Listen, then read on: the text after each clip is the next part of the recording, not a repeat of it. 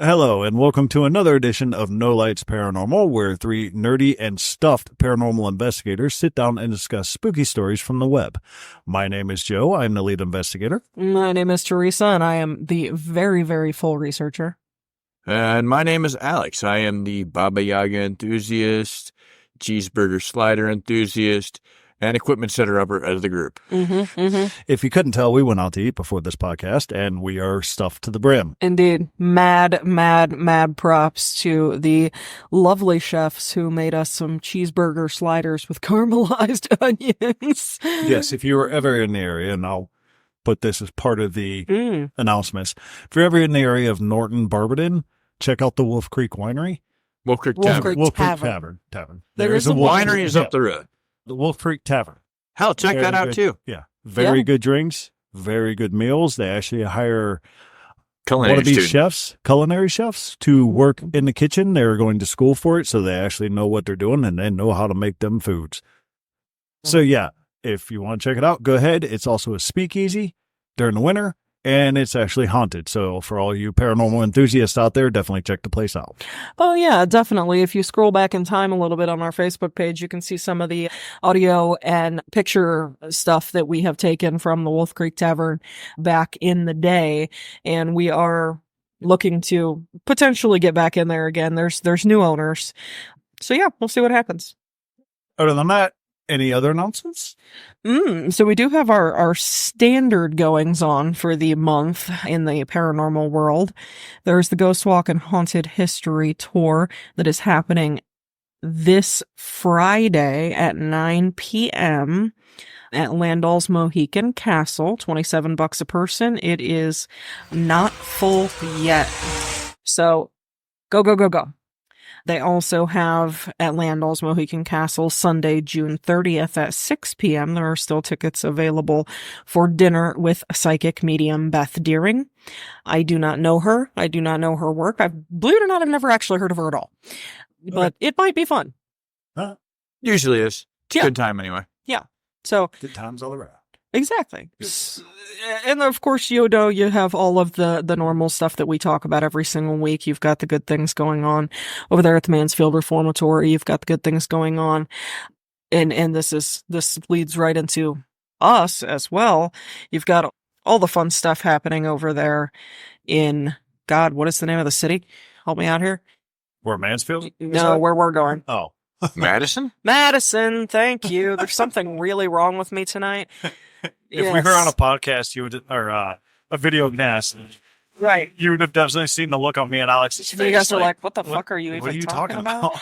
Yeah, so Madison Seminary in Madison, Ohio. So they've got a lot of really good stuff coming up this month on the weekends, and actually all summer long on the weekends. They've got public ghost hunts and various events and really, really great shit, actually. So that's going to be a lot of fun. And then we have actually gone ahead and scheduled our next Madison visit as well. And Which was hilarious in itself. right, very interesting. I was actually speaking with the owner the other day when we scheduled the visit, and let's see here. So one thing that I learned, which I thought was like super ridiculously awesome, is that this is actually the second haunted location that they own. They also, and I was texting with him, gosh, I'm trying to get there, I swear. Fairfield Infirmary. There you go. Here it is. I just literally found it right as you said that. They also own the Fairfield County Infirmary. Initially, I didn't know that's where you were going with it because I could have told you that like 5 minutes ago when you started. I told you I'm a little brain dead tonight. I don't know what's going on. 20 years of marriage, people. Right, exactly. So the Fairfield Infirmary is also one of the top-notch haunted places here in Ohio. It is extremely well known, and they have the exact same price status for overnight investigations and things like that they do up in Madison. So a hell of a bargain, to be perfectly honest. And they have some things going on at Fairfield as well, so that's pretty awesome. But yeah, Fairfield County Infirmary, it's in Lancaster, Ohio. Lots and lots of good shit. Highly recommend. All right. Anyway, So that's really about it. Just all the fun, normal stuff at Madison and Mansfield. Yeah. Yeah, and one last shout out for not this coming up weekend, but next weekend is the Edgar Allan Poe Speakeasy in Akron. Highly recommend.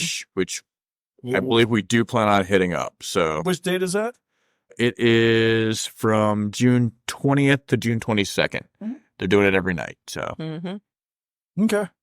And it buys you dinner and I believe 3 different cocktails. I don't believe it's so I don't know if dinner is included or not, but I know it's 4 cocktails. 4 cocktails. And they do like Edgar Allan Poe stories. Nice. And you don't just pick a cocktail. They're themed. They're themed for the stories that they're telling. Yeah. So that'll be super. Here's this thing to blow your liver out. Exactly. I mean, they're cocktails. They're not super stiff drinks, but Right. you know. No, it's still alcohol. But yeah, that'll be cool.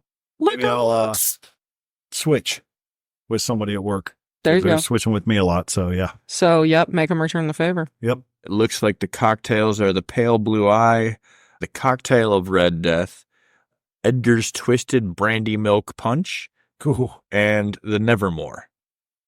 Okay. I also, Might burn my lactose pills. right, just for the sake of passing it on, there actually was a very fun and rare little thing that happened just recently, actually.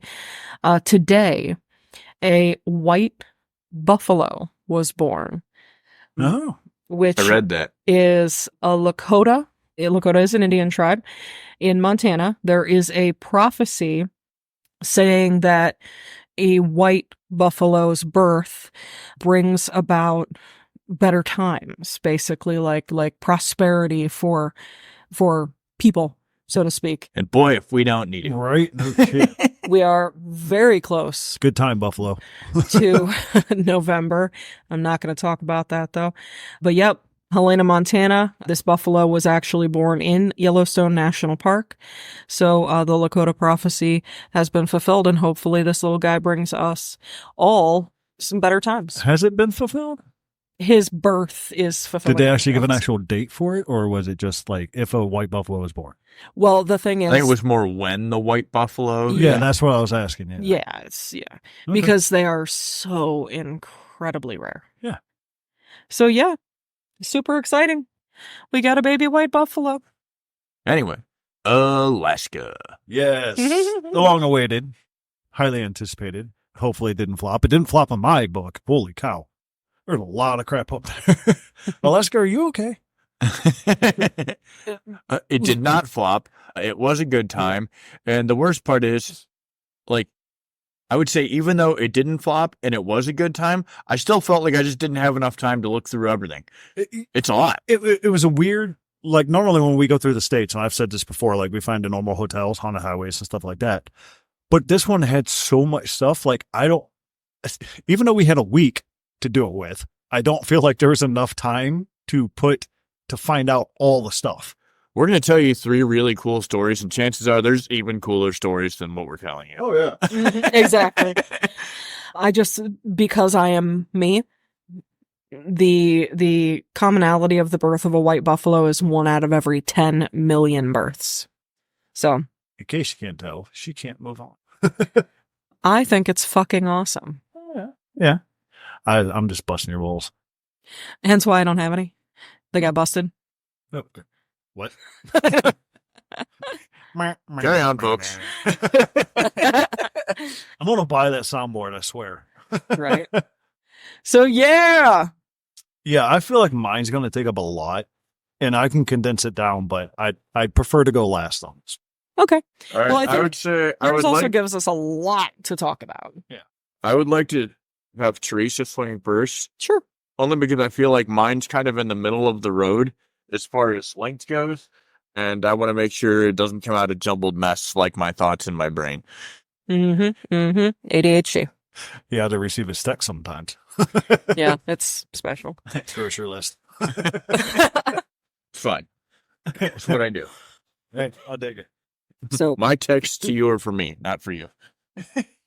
I know. all right. So, I covered the Jesse Lee home. Once I get this coughing out, that would be great. You got it this week. I know, right? Founded in 1889 in, get this, this is the for real name of a city, Unalaska. Unalaska, Alaska. Now, wait, is that like the new age term of saying like dead Alaska? Oh, no. Okay. It's just the name of the city is Unalaska. Okay. Which is very weird to me, but okay. So, a lot of us would actually know Unalaska from that really cool Deadliest Catch show where they're always talking about being based at a Dutch harbor. I never watched Deadliest Catch. Oh, well, it's a great show. You should watch it. Yeah. Unalaska is Dutch harbor. Okay. So, yes. Anyway, the Women's Home Missionary Society of the Methodist Episcopal Church, big mouthful, provided educational services out of this building that was founded in 1889. As time went on, the school became a safe haven for unfortunate children from all over the Alaskan territories. It is named after a Methodist minister by the name of Jesse Lee, who practiced during colonial days in the northwestern United States. In late 1910s and early 1920s, the Spanish flu pandemic struck. It was particularly deadly in remote native villages, leaving even more displaced children, let alone the tuberculosis outbreaks where parents ended up in sanatoriums and their children ended up at the Jesse Lee home. Because of all of this, the old mission very quickly got overfilled.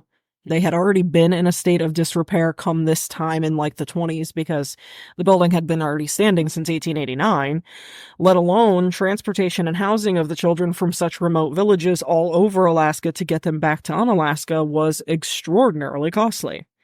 So they ended up moving the entire children's home over to Seward, Alaska, which is actually also Resurrection Bay. That was selected as the new location because at that point in time, it was actually Alaska's largest port and transportation point. So getting supplies directly from Seattle was much, much easier, much faster, and much cheaper. So the building was put up. The name was slightly altered to the Jesse Lee Home for Children, where it exclusively became a boarding house and an orphanage, no longer a school. At that point, there were about 70 children who lived there full time and moved from the first location over to Resurrection Bay. There were about 10, at least 10 caring employees. And these folks all traveled with the school to its new location. So what's really interesting is I have covered a whole lot of stories about places like orphanages and boarding houses and things like that. And they have always been incredibly overcrowded, incredibly derelict, not enough food, not good medical care, staff that completely sucked. This place is 100% the opposite. Okay. This was a good place. The children were happy. They were well fed. They were cared for. There was great medical attention. They had everything they needed. Nobody was abusive. Nobody was shitty to them. They learned. They were treated well. And it goes on to show that.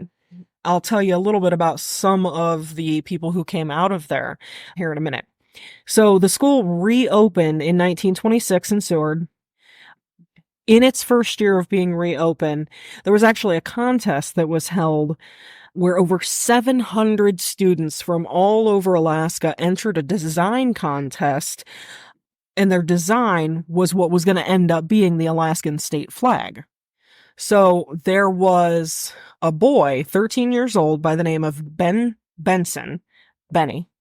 Benny was an orphan and long-term resident of the Jesse Lee home. He had moved to the building with the building from Unalaska, where he had lived after the Spanish flu, absolutely demolished his village. He was a native Aleut in Signic, Alaska. He was just a small boy. His parents unfortunately passed from the Spanish flu, and he went to live at the home. So Benny entered this contest, and he won. Fanny Kearns, who was an Eskimo woman who was employed as a seamstress at the Jesse Lee home, actually sewed the very first Alaskan flag out of just random leftover cloth that they used to make kids' clothing.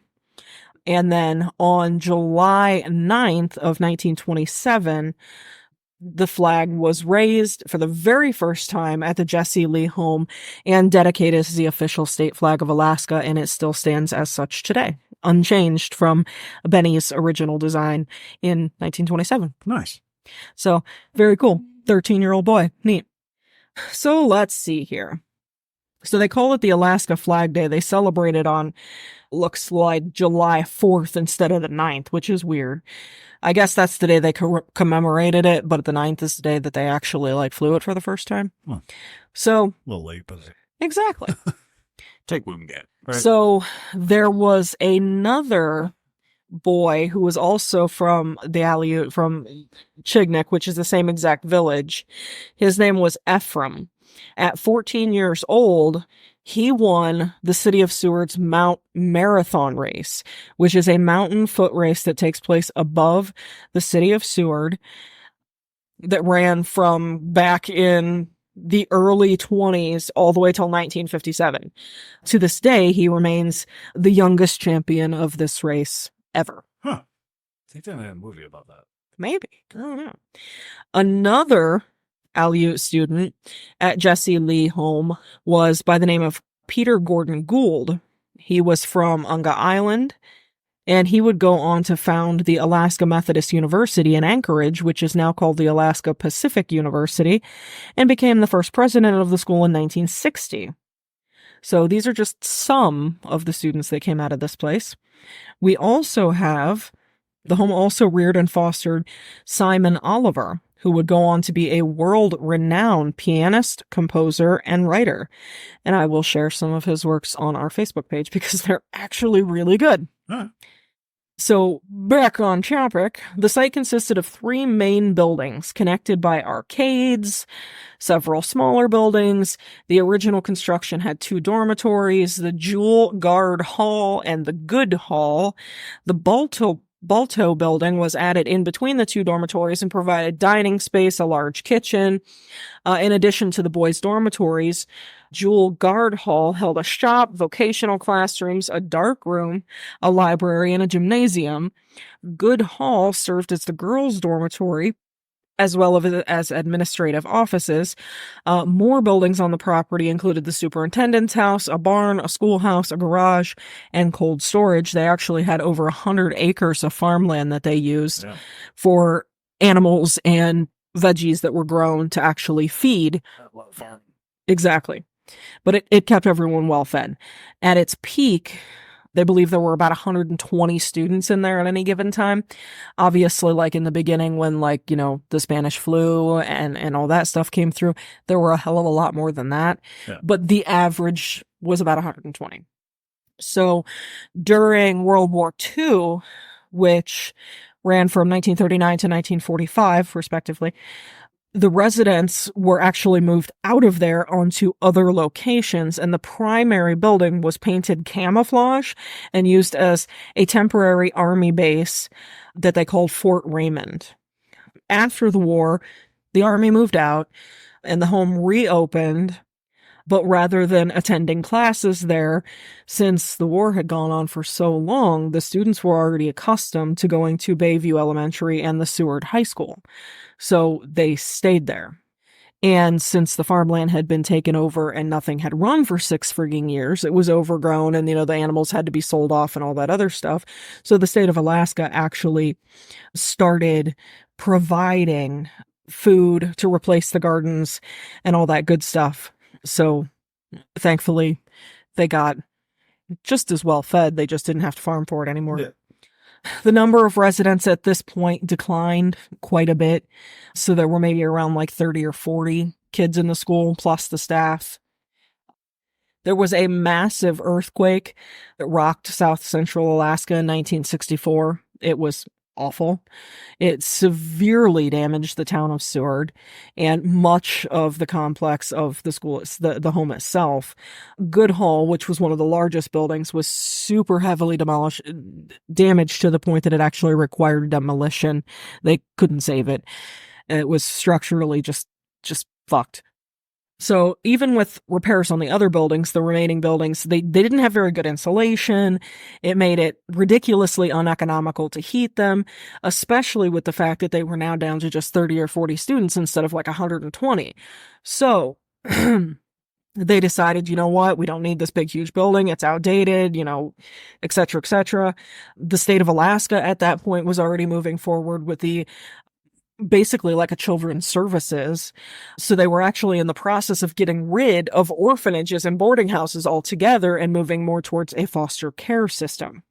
So with all of that said, the Methodist Church deeded the property over to the city of Seward, and they ended up moving to a newly constructed building in the city of Anchorage in 1966. Things continued to dwindle to the point that they just didn't need the place at all because the foster care system opened up and kids were in foster care and not really in homes, et cetera, et cetera. So good news, they didn't need it anymore. And the building sat vacant for a very long time. It went on the National Register of Historic Places in 1995. They did at one point attempt to restore the one in Seward, not the one in Anchorage. The Friends of the Jesse Lee Home, which is a nonprofit organization, was set up with the goal of restoring the site. Once restored, it was supposed to be used for public statewide leadership charter high school. In 2002, the Alaska State Legislature passed Bill number 96, which was supposed to be related to the acquisition and development of the Jesse Lee Home and providing for an effective date. In 2003, the Department of Natural Resources study found that the building was structurally sound. And in 2008, the Alaska Department of Commerce, Community, and Economical Development awarded the Alaska Community Foundation $1 million to repair and stabilize the Jesse Lee Home. The Friends of the Jesse Lee Home was named as the responsible entity for this operation and maintenance of the project, and the state of Alaska appropriated $8 million towards all of the renovations. By 2015, there were about $700,000 in expenses, and the state decided that they were 100% putting a boot in it and stopping absolutely everything because too much. There was no accountability, and the Friends of the Jesse Lee Home were not reporting where the funds were going properly. We're not filing the proper paperwork. We're not, turning in their receipts. They weren't doing what they were supposed to be doing. They were misappropriating the money. They were just spending. Exactly. So Alaska said, no. Yeah. So that sucks. So restoration effort gone. And eventually the remaining Balto Hall was actually demolished, and a public memorial park now stands in its place. So, as I said, the children who lived in this place, they were happy. They were well fed. They were well educated. They were taken care of very well by the staff. There was no reports of violence or abuse or anything like that. So still to this day, if you are in that area, people have reported lots of different paranormal happenings, everything from children laughing, the sound of a ball bouncing on the concrete playground. Typical childhood. Yeah, the sound of a jump rope, skipping off. Just all sorts of pitter patter of little feet kind of stuff, kids running around, giggling, laughing, having fun. There have not been any reports of anything negative. It just seems like they're still there and they're still perfectly well adjusted and perfectly happy and just playing and having fun and doing what they do. All right. Mm-hmm. Neat, right? Yeah. Finally, a haunting that's not doom and gloom. Well, I think we've run into a lot of those. Yeah. Even Waverly. Yeah, Waverly's didn't really have a lot of just death. It was awful, but it was natural occurring death. Right. It wasn't that somebody killed someone. There was a little bit of ugliness, but for the most part, the place did not have an ugly past. Yeah. Which I've often wondered that. Does the negativity actually affect the paranormal more Or does it just have no effect on it whatsoever?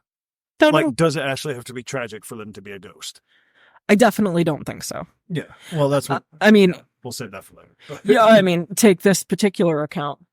These kids were well educated, well fed. Huh. Some of them grew up to be amazing people who accomplished amazing things. Yet you hear children laughing and playing on the site. So clearly, it's not all bad. Yeah. But, I mean, appearances can be deceiving. Meh. So. Yeah, I mean, by all recorded accounts, nothing bad went on there. I got you. They're going to report the bad stuff. Well, even nobody reports the bad stuff. So that the guy I was talking about who became a composer, he's actually still living, and he's not ridiculously old. He's like 75-ish. Oh, okay. Yeah, and he'll even say his time there was like amazing. All right. Well, that's good then. Yeah. Yeah. And he's got some really, really beautiful pieces of work that he's composed. So, yeah. Yeah, I'm looking forward to hearing them. Oh, they're beautiful. Because I do love classical music. Oh, I went in and started digging around, and I was impressed. Actually, I got called psychotic because I like classical music. Oh, that's ridiculous. That's a weird go. Yeah. And they're like, only psychopaths listen to classical music. I'm like, really? Because a lot of people do. Then I guess I'm a psychopath. Shit. But yeah, that's interesting. I like that. Mm-hmm. So yeah, I guess I'll turn it over to you, Baba Yaga enthusiast. All right. Well, I mean, this is far from the Baba Yaga story, really. So I have chosen to do my story on one of the, I would say, almost what you would consider one of the oldest portions of Alaska. Groovy. Okay. So I am doing my story on Baranov Castle. Known nowadays, I believe, as just Castle Hill. It is now, from what I am led to believe, just a park. The plateau that it sits upon, I believe, still has the cannons from the castle days, but that's pretty much all that remains of the castle. So, as the story goes, until 1867, the only non-Aleut folks crazy enough to live in Alaska were Russians. This, no doubt, had to do with their distinct predilection of fur hats, right? All right. Anyway, What? it was a funny joke. No, I got it. It was just like, what? Of course, when your climate standard is in the comparison of Siberia, Alaska might look downright balmy come the summertime. Thus, it is no surprise that the first non-indigenous inhabitants of Alaska were Russian. From about 1733 to 1867, adventurers from Tsarist Russia had been visiting Alaska, establishing hunting camps, trading posts, and permanent settlements. And in the By 1790, Alexander Andreevich Baranov, eventually the first governor of Russian Alaska, was running a marginally successful otter fur monopoly for the Russian-American company from his headquarters at New Archangel, north of modern-day Sitka. Yeah, they named the town New Archangel. Okay. Prior to the arrival of Europeans in the area, Castle Hill was occupied by families of the Tlingit. Alexander Baranov was a leading figure of the Russian-American company who arrived in the Sitka area in 1795 and sought to establish a trading post on top of the hill. He ended up establishing the redoubt St. Archangel Michael several miles away in 1799. The trading post was destroyed by the Tlingit in 1802. Baranov returned to Sitka, Alaska, in force in 1804, seized Castle Hill, from which the outnumbered Tlingit had withdrawn, and after a 6-day Battle of Sitka, the Tlingit formally seceded Castle Hill to the Russians. In 1806, the Russians transferred the headquarters of the Russian-American Company and the seat of government of Russian Alaska to Sitka, and Castle Hill was the focal point of the company and government facilities until 1867. They destroyed the Tlingit houses on the hill and built a succession of structures on the hill summit. The last of these was a 2-story brick building with the with a cupola on top known as the Governor's House. It was built in 1836 and was destroyed by fire in 1894. As we all know, or anybody that is familiar with American history, in 1867 was the Alaska Purchase. So after the Alaska Purchase was negotiated, Russian Alaska was formally transferred to the United States in a ceremony held on Castle Hill. Evidently, they also handed over a lovelorn aristocratic ghost whose identity is a matter of debate. You can have them. Happens, right? Yeah. So the legend is that of a beautiful princess whose ghost haunted the castle for many years. The story has been told many times in many different ways, and is one of the romantic tales that cluster around the old metropolis of fur trading days. Her lover was sent away or killed through the influence of an Oberoffizier. Yeah, that's like a Russian military term, I guess. Your best guess, too. Best guess. Who sought her hand in marriage. By tradition, the lady in black was a daughter of one of the old governors. On her wedding night, she disappeared from the ballroom in the midst of the festivities, and after a long search, was found dead in one of her small drawing rooms. Folklorists tend to agree that the ghost in question was a Russian princess or similarly highborn individual, cruelly separated from her true love and forced into a loveless marriage. Apart from that, storytellers don't agree on much, including whether the ghost loiters around in black, blue, or white dress. Most of the stories that I found were a jeweled princess in a long black dress. Okay. So, more of a lady in black instead of a lady in white. I like that angle. Let's go It's there. a little bit different. Yeah, I like Let's see here. Frederick Schwatka, the explorer, not Russian. seems to have been the first one to put this story in print, which he did in the early 80s. It appeared in the Alaska News, newspaper of Juneau, on on Christmas Eve in 1896. It's December 24th. And the time is fixed as being in the administration of Baron Wrangel. In 1891, Henry B. Hayden published it in a small volume printed in Sitka. Either way, the castle lighthouse was a chore for its keeper. They labored many hours carrying heavy containers of seal and whale oil up the stairs to keep the light lit. Then there were the brass and copper that had to be polished daily. Worst of all, it had a ghost. Legend claims that the tower was haunted by a beautiful princess whose untimely death was a result of Baranov's little dictatorship. The truth of her fate was buried in conflicting tales, but the most accepted one claims that her wraith returned at 6-month intervals to haunt the northwest chamber of the castle, where either she had been murdered or had met self-destruction. Not just a ghost, a wraith. Well, there's different names. It's cool. It is told that Baranov, knowing the flaming love between the princess and her lover, sent the latter to Siberia and told her that he had been killed at sea. By tradition, this lovely lady, daughter of one of old governors, was forced to marry against her will. She had mysteriously vanished from the wedding festival and was later found dead in her chamber. It is said that twice a year, the swish of her ghostly wedding gown was heard as she walked down the corridors and wringed her jeweled hands. And from there, she wandered around the castle, mourning the fate of her dead lover. Accompanying her visits was the fragrance of wild briar roses. When the new castle was built in 1837, the lighthouse placed on its crown, and the ghostly princess continued her visits. Those who tended the light complained of weird noises would fill their ear on certain nights, and sometimes the fire would go out as she walked through the corridors of the tower below.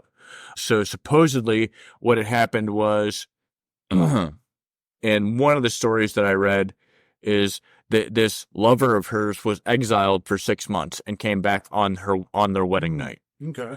Dang. And that supposedly is one of the things that may play into the fact that she shows up twice a year. It's like one of those, I don't know. Is that Is that Could be every 6 months. is that an intelligent residual haunt? We talked about that Are we before, gonna right? get into that again? To the best of my knowledge, there have been no like claims about her like interacting Yeah. like with people, so it's just something that happens every 6 months. Okay. But who knows? Maybe there's, as we put it before, just not the right triggers. Right. Possibly. I still love that. But either way, I just thought it was a cool story. Yeah. Something a little bit different. Right. I mean, well, whoever heard of residual haunting only showing up twice a year. I mean, there's That's some. different. And To be fair, there's some that have been like once a year, like only on the anniversary of something. So like the fact that it's twice a year, I guess to me would be more interesting than like once a year, like on the anniversary of some important thing, because it leads you to believe there's something more to the story. There's more. Like Transformers, more than meets the eye. Right. Hopefully copyright doesn't affect me. Yeah. But yeah, no, I like the actual, I've never heard of a story of having white, blue, and black dresses before. Like Right. I think that's a key. And to be fair, from people in the area, there is a hypothesis that all three of those things exist and they're all different things. Oh, so multiple. So there Multiple hauntings. could be multiple hauntings there. That said, like I said, to the best of my knowledge, right now, the place is mainly just a park. I did read that in the town of Sitka, they do like haunted tours at certain times of the year. Wait, what color is the Alaskan flag? That's a great question that I don't have an answer to. Watch us Google that shit real fast. Go. Google. Lead investigating It's researcher. actually totally. I come up with theories. It's 100% blue, I was going to say, I think it's mostly blue. and it has 8 gold stars that form Okay, the so it's Big not the- Dipper and Polaris. Okay, so it's not the color of the flag, because that would have been interesting. Had it been the color of the flag, that would have been like, huh. So the irony is, one of the main focal points that stays in the stories, no matter what color the dress is and whether or not they're all different people, is to be heard. I think what caught my attention was the mention of the jewelry. Right. There are plenty, and we're not so like in this particular story, we're not talking about like pearls or things like that you would think of, like the gray lady coming on the stairs or whatever, No, that it's are like real faded and just blend in. Like these are like, this is silver jewelry that stands out against the lady in black. I wonder if that was special to her, if there was something with it, who gave it to her or whatever, you know? It could have been. I mean, Besides werewolves, isn't there another legend about silver and ghost? Not that I'm aware I of. don't know. No, I'm not approving or denying. I'm saying I have no idea. Would not surprise me. And there goes the fact checker. Uh, I was thinking to hear the keyboard strings. Listen, let's go with folklore and things like that. Like there's stories about everything, and to try to keep track of them all, like just in your heads. How my story is, yeah. I am ADD and I don't have that much space. Okay. That, my friends, is called hyperfixation. But no, just the idea of these super contrasting things being in a ghost, or what kind of like, I was like, huh, that's interesting. Those are the ones that catch my eye too. The ones that go against the norm. Like it's not just old grandpa showing up to scare the kid over. I mean, everybody's heard of the lady in black, and everybody's seen like the gray lady, that famous picture of like that lady coming down like the New Orleans stairs. And yeah, she's got jewelry, but like it blends in with like the imprint of what it is anyway. You know what I mean? Yeah, no, it kind of goes with it. Yeah. All right. I dig it. Yeah. No. I mean, obviously, you know, you have your ones about silver with like werewolves and ghouls, and, you know, because it's a pure thing, so it, you know, wards off evil, basically. But Well, that actually by itself kind of makes it more interesting, doesn't it? did you guys not know that? No. Well, no. If you separate the folklore, right, like the ghouls and the werewolf thing, and just the idea that it wards off evil. Yeah. Yeah. Silver is a pure and natural substance that is supposed to ward off evil. Well, then that would kind of lead credence that it's not a good spirit, because why else would the silver be prominent? Well, actually, maybe that would tell me the polar opposite. She Like, is a good spirit, so the silver stayed on her. there's irony that it's a lady in black. Yeah. And it's not an evil spirit because she's wearing silver.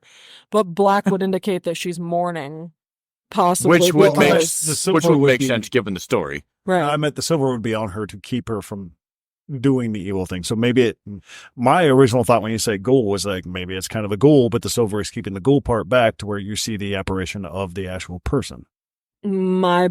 That's how my brain works. My take on the subject was that she's in mourning, which is why she wears black. Yeah. And that the silver is something that was very important to her. I think I would probably take the whole natural element of it. No. I think I kind of threw that part away and just figured it was something that was dear to her. I mean, it could be either or, you know? Yeah. I mean, let's be honest, we don't really. This is all folklore. Nobody knows. Exactly. So supposedly, one thing just to knock off the commonality of it is supposedly silver is a big deal in Russian jewelry. It's like Hierarchy. not the gold or this or like, it's. That's just, So in other words, the royal family had silver instead of. There's a monstrous amount of really, the world's largest silver mines exist in Russia. So that's why I think it's such a big deal. Huh? Interesting. Mm-hmm. Dig it. So Stop Joe, provoking. All right. Russia actually. So also Joe, has some of the biggest diamond now that you sent us a message, and when we asked you what you were doing, you were like, "Stay tuned and tune in." Like, there we go. It's hold your on. turn. I got to preface that. So last night, Alex sent me this text, and we have a group text with each other. That way, we can kind of keep communication on what we're doing and all that. Because sometimes we're old and we forget. Yeah, so that we don't, scullywag and be like, so we have that 5 minutes of, oh shit, what else can I do real quick? Yeah.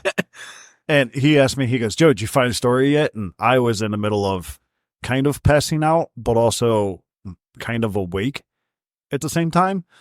And I responded with yes, because I figured he was just asking if I had one yet. And they responded with, what is it? With a laughing emoji. And I said, stay tuned to No Lights Paranormal. Like, subscribe, and follow to find out. And then 2 seconds went by and I responded with what I have. I wanted that initial asshole, which I believe I got. You did. So, yeah. I was just going to leave it at that. I was like, that fucking asshole. All right. So, like I said earlier in the podcast, looking up Alaska, plethora of things. Just and it's not normal things. It's not like a haunted hotel, haunted road, haunted this. I mean, don't get me wrong. They have those too. It's but... more like haunted forests, cryptids, weird things, sea monsters. It's all that kind of stuff. And not just in lore, just in regular stories from the people.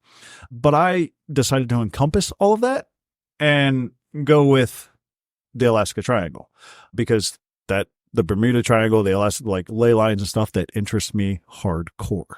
So the Alaska, the last frontier, America's 49th state, is twice the size of Texas, hosts 17 of the U.S. 20th highest peaks, over half the nation's federally designated wilderness, and an estimated 100,000 glaciers.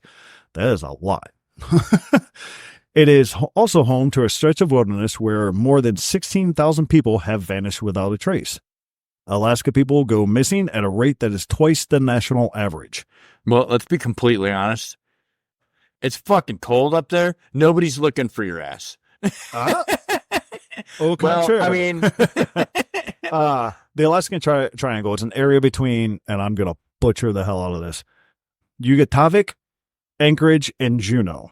I know I butchered that first one. I apologize. It is comprised of vast forest, barren tundra, and icy peaks. In the past 4 decades, people have gone missing from the region at a rate of about 4 from every 1,000 individuals, 2 times the national average. Hundreds of coordinated search and rescue missions take place every year to find missing residents, hikers, tourists, and airplane passengers, often to no avail. So they do actually look. For how long, I don't know. The Alaskan Triangle became notorious for disappearing aircraft in 1972. Congressman Hale Boggs' private aircraft disappeared without a trace in the triangle. And I actually have a picture of them on here with next to the plane. It's one of those small little bushcrafts. I mean, it's not like a big old private jet like you think. The expanse has a long history of enigmatic losses. In 1950, one of the nation's largest disappearances of military aircraft and personal and personnel occurred in the region. An AC-54 Skymaster carrying an 8-man crew of 36 passengers left Anchorage at 1 p.m. on January 26th. The airplane made a routine radio check-in 2 hours later as it flew over a small town in Yukon. It was the last communication anyone ever received from the flight. A search effort was mounted, incorporating U.S. and Canadian planes, aided by thousands of volunteers on foot, but nothing was ever found of the plane. Later, the disappearance of U.S. House Majority Leader Hale Boggs, private aircraft 972, would shine a spotlight from the region. The plane lost contact amidst the storm somewhere between Anchorage and Juneau, so in the actual triangle. Ensuing effort to find wreckage survivors was one of the largest in U.S. history. Unfortunately, after 39 days with no traces of the passenger or plane, the investigation ended. So they looked for 39 days, which, I mean, that's a long time. Okay, yeah. That's a month and a week, I think. Yeah. So, again, they don't know what's going on up there. It's perplexing. But also, there's a vast amount of theories about this. Yeah. A 1986 report made to the Federal Aviation Administration, the FAA, from a Japanese cargo flight provides basis for one extraterrestrial theory. I don't believe in extraterrestrials. I don't believe in aliens, but I found this interesting nonetheless. So if I don't believe in it and I find it interesting, pay attention.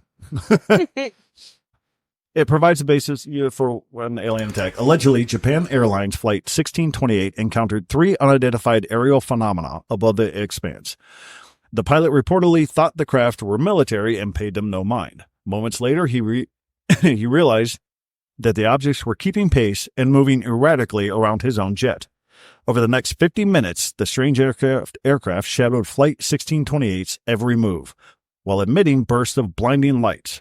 The statement made by the crew were verified by civilian and military radar, and the FAA report went on to garner national attention.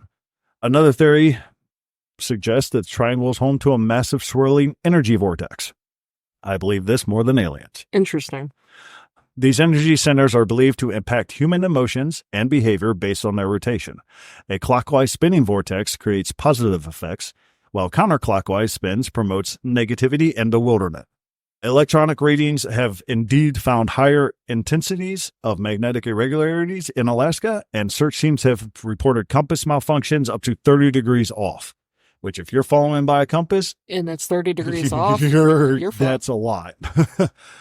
Volunteers often recount experiencing mysterious symptoms while searching in the area, including disorientation and audio hallucinations. Now think about what does that. I'm not meaning like cryptids or anything like that. Right. High EMF. Yeah. Provides the same kind of thing. You get hallucinated, you get sick, you kind of get that EMF sickness.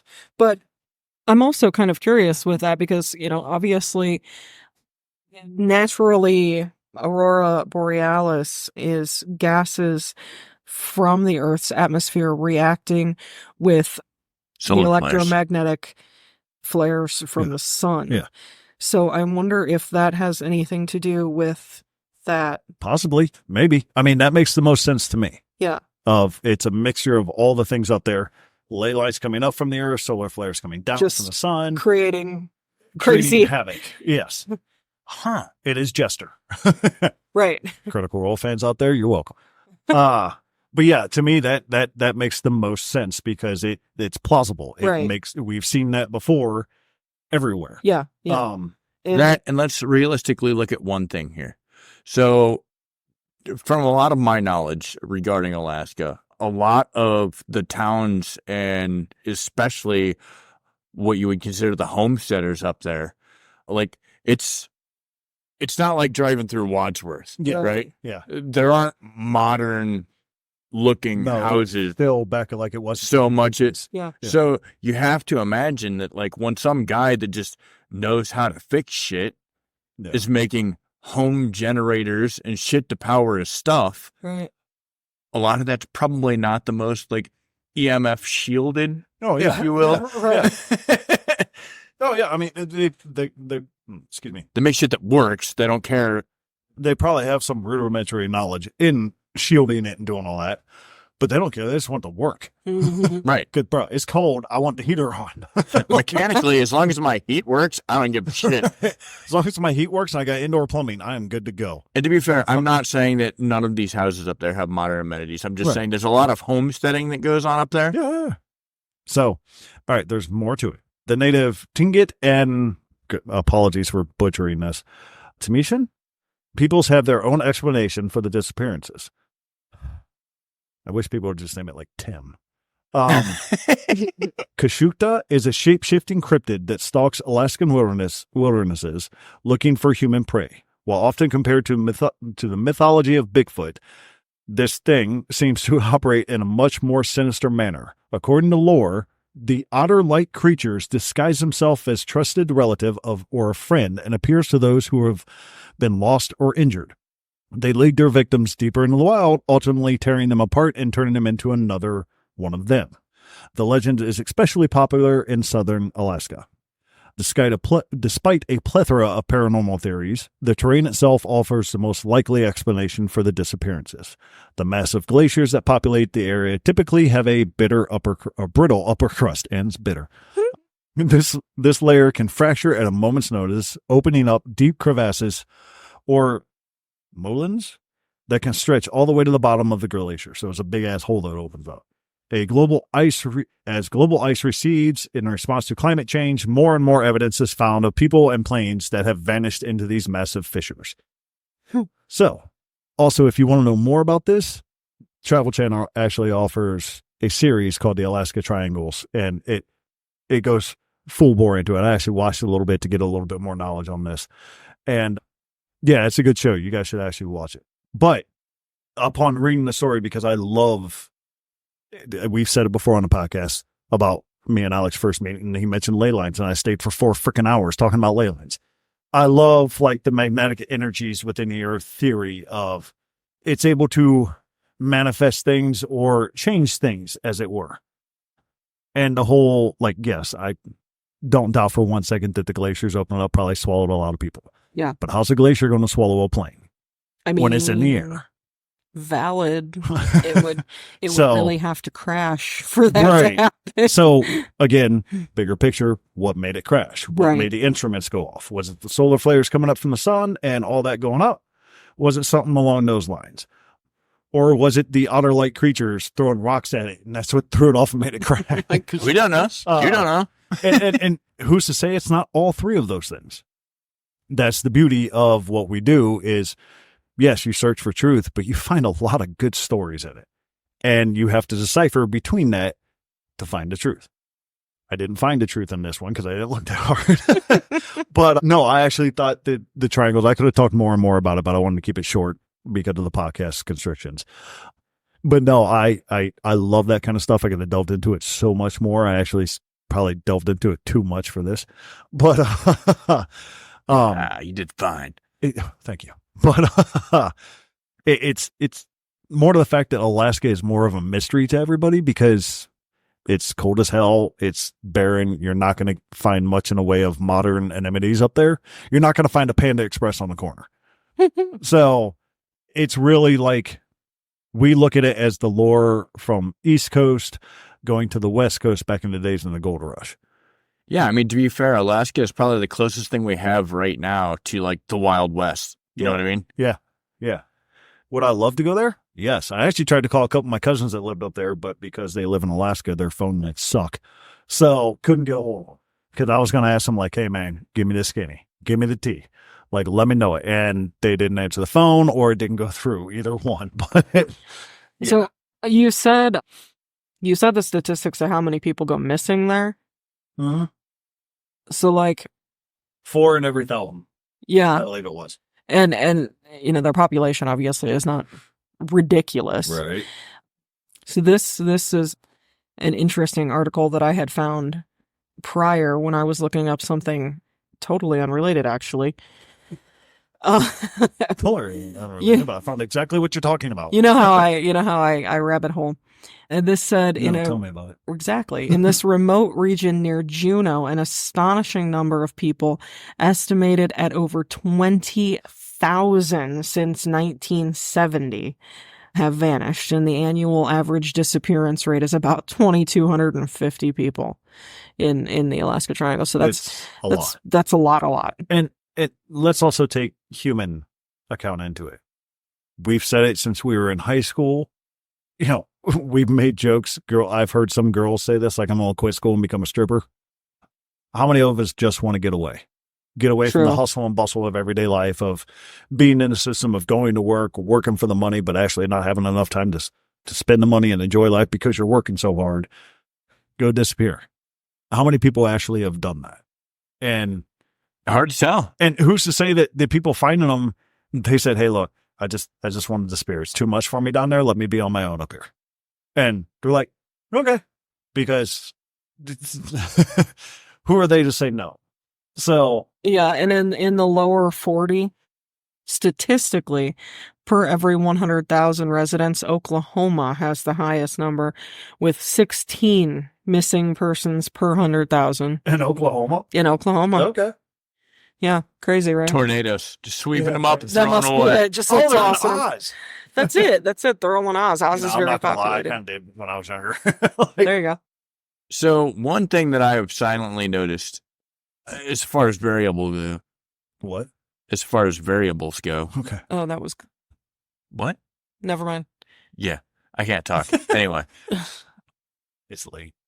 I feel like every time we start to get to places that are highly populated with indigenous people, Yeah. the number of folklore and legends go up a lot. Oh, yeah. Oh, yeah. Agreed.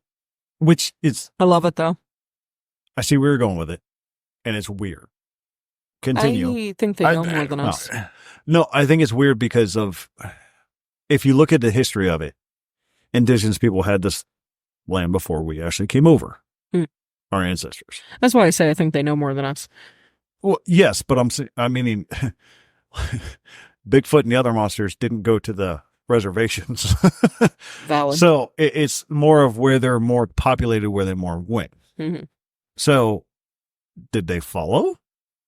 Or is it just like, okay, this is what we're doing now? Interesting.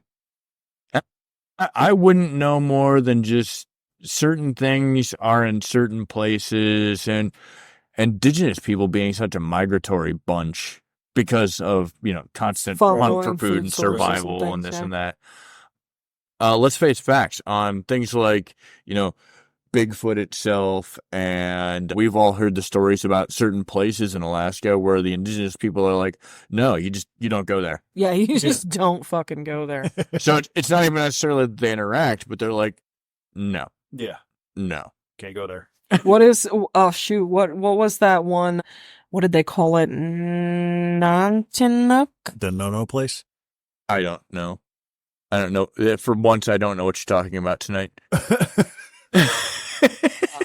It was that stupid, ridiculous show, Alaskan Bigfoot. And I think that the indigenous folks in that area called him like Nantinuk or something like that. Yeah, I think I know what you're talking about. Was like their name for Bigfoot. That was Portlock, Alaska. Portlock, yeah.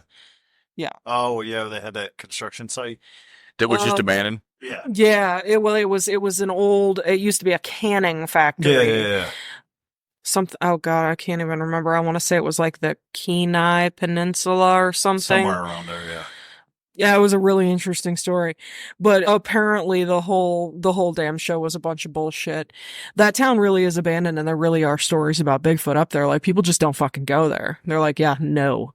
It belongs to him, and we're out, and that's the end of it. But that show, unfortunately, was crap. Alaska is, I call it the last wilderness. You called it the last Wild West. Amazing, honestly. That is their territory. Oh yeah. Hey. Well, I mean, when you think that, outside of the coastline, most of Alaska is either homesteader every once in a while or majority uninhabited. Yeah, it's pure wilderness. It's unadulterated wilderness. It's the last frontier, really. Untouched by man. Beautiful stuff. By mankind. And to be fair, I find that the states that are more sparsely populated like that have a better chance of finding weird shit, realistically. Yeah, true. Well, they do, but no, you didn't. Right. You didn't. Right. Exactly. Don't bring that shit here. Listen, we set out the goat for him, let him eat it, and be in peace. And then ironically, with Alaska, weirdly enough, like being a major player as far as like forested area is concerned. Yeah. Yeah. I think most people think of it as a glacier, really, but I never really did. I didn't either, and I could be wrong. Most people may not think of it Actually, that way. it's weird. When I think of Alaska, I don't really think of snow. I just think woods. Yeah. That's fair. That's though. fair. Woods, mountain peaks, though, like for sure. Oh, yeah, that's where the sun's going. But just like a whole country divided by just woods. I mean, shoot, I want to say that, like, statistically, there's over 120 something thousand acres of forest in Alaska. There's got to be more than that. Yeah. No, it's not. It's How many acres is the Guyo Valley National Forest? no, I'm so sorry. So I must have said that wrong. 127,000. It is 127,000. So that would be like 127 million with the rate, like 127 million acres. My bad. I said it wrong. Yeah. So it's about 35% of the state is forest. So there's humor in certain things, right? Because I don't think that a lot of people have and it's nothing against them, but I don't think they have a realistic scope unless they see something like up close. Yeah.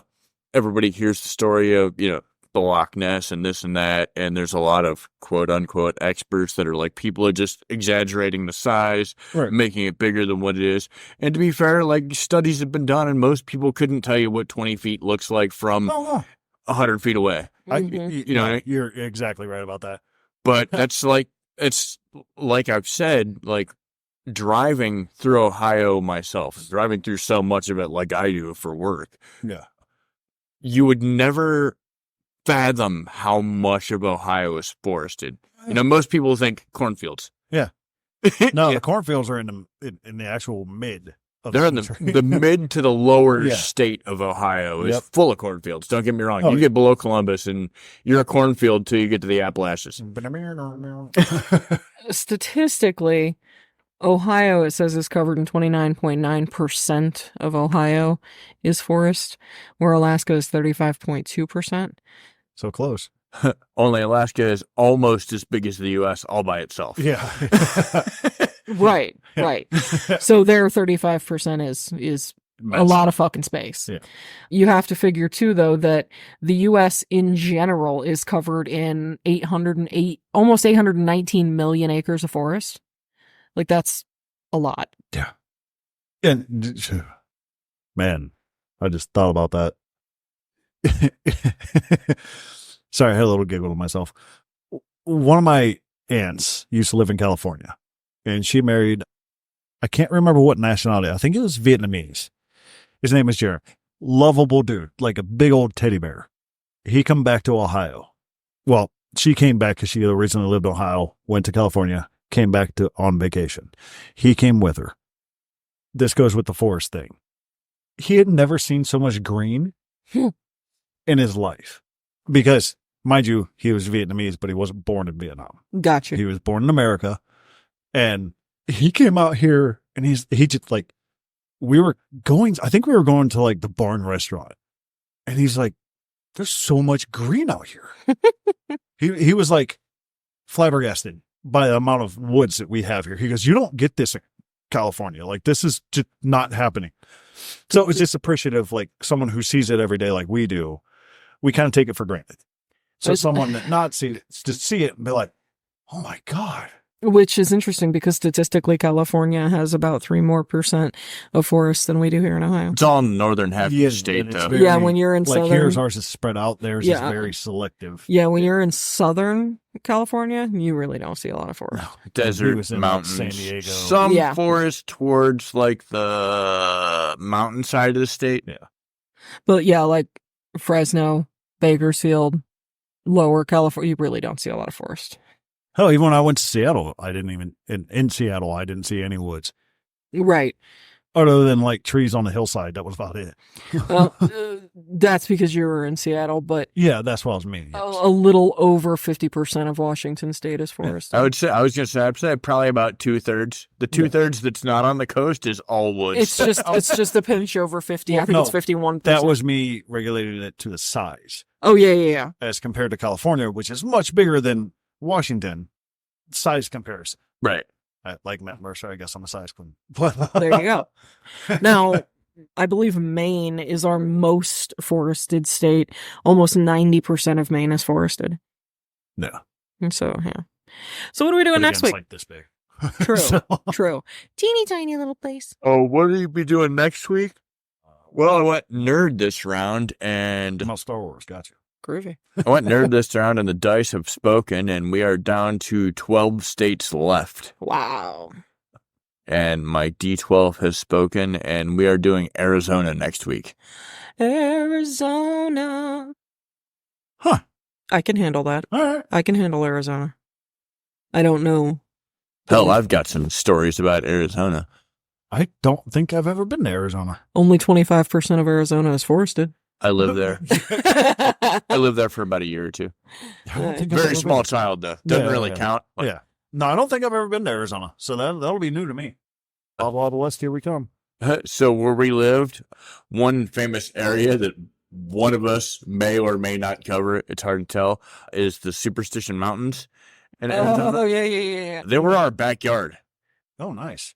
Mm-hmm. Actually, I think we covered that in one podcast. And for being like one of those missing persons places where people just go missing when they go walking up in there, my dad made a joke that, and to be fair, kind of was a joke, but it wasn't a joke. Like, he literally really did go walking up into those mountains like every day. He's like, I couldn't get lost. I think I literally only know of like one major place in Arizona that has a lot of ghost stories, and obviously that's in Tombstone. Yeah.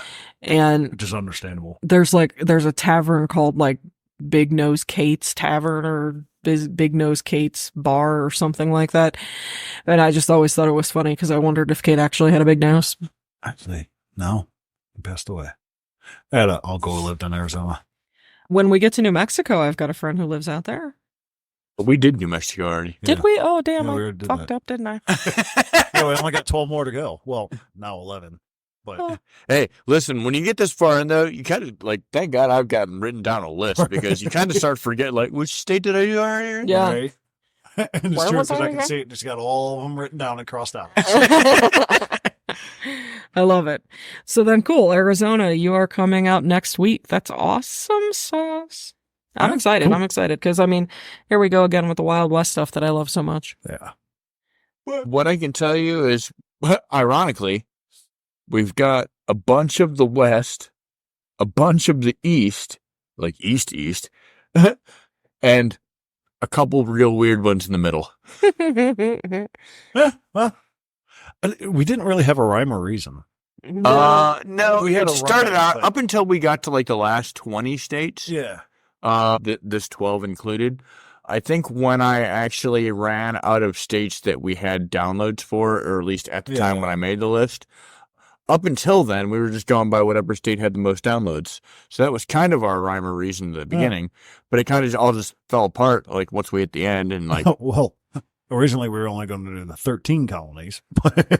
Basically, I think what this means is that we need more likes and shares in those last few states. yeah. Internet, you're up. Yeah, come on, guys. Come on. It's not to say it hasn't been creeping up lately, and there are probably more states that have popped up, but I'm down to the last 12. I'm not fucking with my list anymore. Yeah, right. I apologize. I love all you guys. We'll get there when we get there. Like, you've waited this long. Wait a little bit. Patience, young ones. I am excited about the whole thing, to be honest. So anyway, if you guys want to get a hold of us, you can do so on LinkedIn. Our follower list is growing insanely fast. What a weird place, too. I know, right? Who'd have thunk it? What? On LinkedIn or- LinkedIn. LinkedIn. Oh, yeah. Of all of our social media accounts, that's like the one that's really That's the blowing one up. that's I'm like like, huh? crazy cool. So we and everybody on LinkedIn who has messaged and friended and followed, thank you. We really do appreciate you, and it's so cool because it really connect. Like I don't think, I mean, we have a few. Obviously, there's a lot of frigging followers, so we have several that are here in the States. But the vast majority of our followers on LinkedIn are from like super far away. Maybe that's where these Germans and Russians are coming from. I love it. I love it. Well, I hope that you guys enjoy, and I do not sprechen Sie Deutsch. yeah. So and alternatively, we'll start getting to you guys next. Promise, we are gonna hop the pond soon. Maybe not. So maybe not like we're definitely not doing countries like we did states. But like we'll definitely hit up some countries, and like if I see some countries spiking, I'll do those. Like I'm not doing a world tour all the countries. Sorry, that's just a lot. That's a lot. Eventually, I think we'll get there. I think Germany and Russia we're gonna have to do just the states. I'm there. Yeah. Well, I mean, we have a lot of followers from Germany and Russia and interestingly enough, South Africa. We have lots of friends. That would be interesting to look at. Agreed.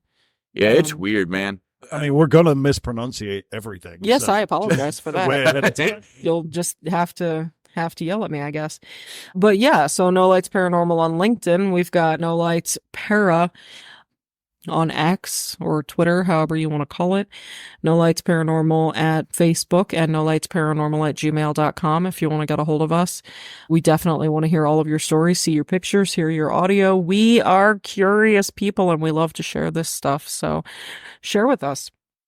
And if you don't live in the US, if you do not live in the US and you would like to tell us stories or legends or folklore or about cryptids from where you're from, we will most definitely put that information together and use it when we do eventually cover your neck of the woods. So please share with us. We absolutely love hearing about stuff from other regions.